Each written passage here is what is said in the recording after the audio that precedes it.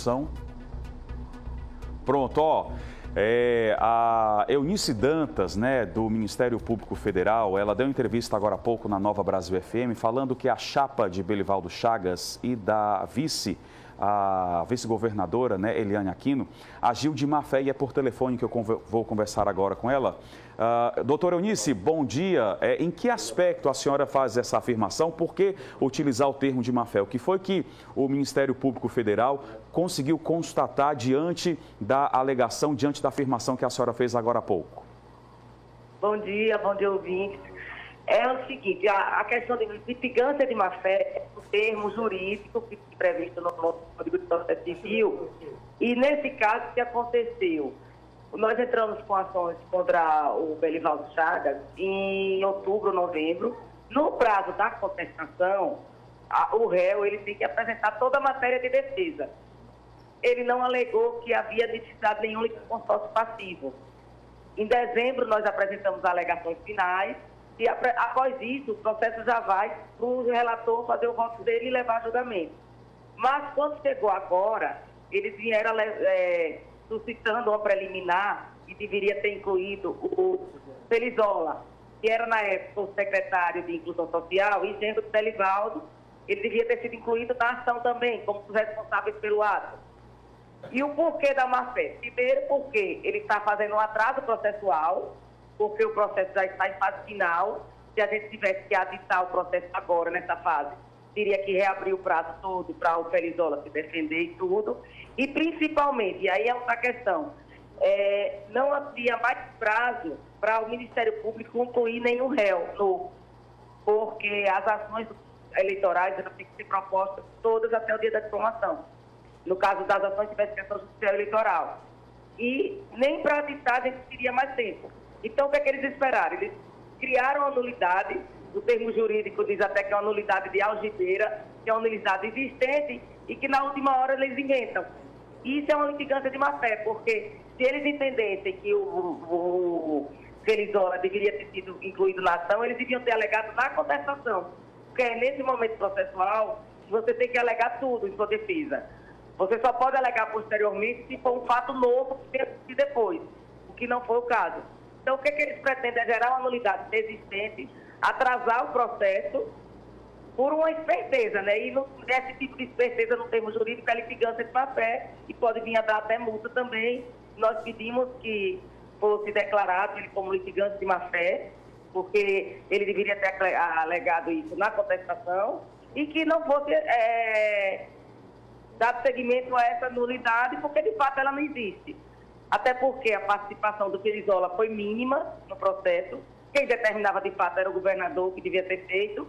E essa ação, ela aponta 3 fatos irregulares pelo governador.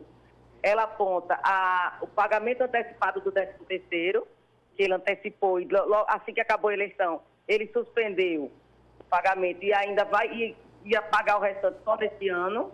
A gente alega o uso abusivo da máquina administrativa para fazer, assinar ordens de serviço pelo interior do estado todo, que como ele fez no período de campanha, que isso alavancou a campanha dele também. Não se admite, no tempo de hoje, que um governador gaste recursos públicos para fazer campanha ali. Ele acabou fazendo campanha com recursos públicos, para mim, é um ato de improbidade administrativa, porque ele saía com o seu pessoal pelo interior do estado, e não era nem inauguração, era assinando ordens de serviço simples. Uma rua, uma pavimentação de rua. Por geral, foram pavimentações de rua. Não foi assim uma ordem de serviço de uma obra que ia beneficiar uma população grande. Isso ali foi caro, serviço eleitoreiro, tanto que não se tem mais notícia que ele esteja fazendo isso. E, finalmente, foi essa entrega pessoal do cartão Mão Amiga. E aí é que ele alega que devia ter incluído o secretário, o Felizola também. Porque, para não entender do Ministério Público, mais uma vez, ele abusou do poder dele, porque na hora que o governador vai fazer a entrega do cartão pessoalmente, dá a ideia que está recebendo, que ali é um ato que o governador está fazendo, o governador Belivaldo Chagas, e não o governo do estado de Sergipe. Isso fere a impessoalidade, isso contribuiu para haver uma desigualdade entre os candidatos. Foi daí porque a ação. e porque o Ministério Público agora está dizendo que ele é lícito de má-fé, porque ele esperou passar o prazo processual para só posteriormente vir alegar essa nulidade que é inexistente.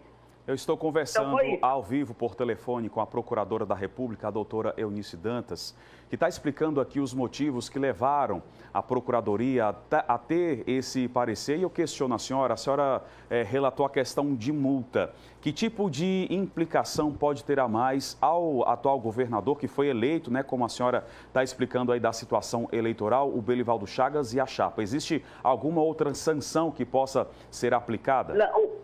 O pedido do Ministério Público é a cassação do diploma e a cassação do diploma dos dois, da chapa, né? A cassação da chapa. Na verdade, é a cassação da chapa e que o Belivaldo, como foi ele que praticou o ato abusivo, ele fez inelegível por 8 anos. São a vice-governadora, o pedido é só de cassação, porque o ato abusivo praticado pelo Belivaldo contaminou a chapa toda. Então, ela seria penalizada por um ato do companheiro de chapa, mas não por um ato dela. Mas é o que a legislação determina. O diploma sendo cassado, se houver essa possibilidade, né, se isso ocorrer, qual é o procedimento que acontece na sequência? Quem assume o Estado ou uma nova eleição teria de ser convocada? O diploma sendo cassado, confirmado pelo TSE, esclarecendo que mesmo que o TRE casse, o TRE cassando, eles continuam no caso. Agora, o TSE dando provimento à nossa ação, aí sim, aí precisa ter uma nova eleição. Aí assume o cargo interinamente, afastam-se dos cargos, assume interinamente o presidente da Assembleia e se faz nova eleição, como ocorreu ano passado no Tocantins. Eu não sei se vocês se lembram. O Tocantins, ano passado, teve 2 eleições. Teve para suplementar, porque o governador eleito em 2014 foi cassado, e depois teve a regulamentar do ano de 2018. Eu conversei ao vivo por telefone. Então, podia acontecer. Com a procuradora Eunice Dantas, muitíssimo obrigado pela participação da senhora aqui por telefone. Um ótimo dia para a senhora.